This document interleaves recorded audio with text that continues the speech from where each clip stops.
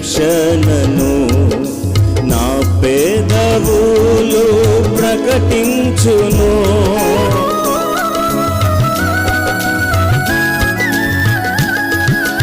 నీ నీతిని నీ రక్షణను నా పెదవులు ప్రకటించును.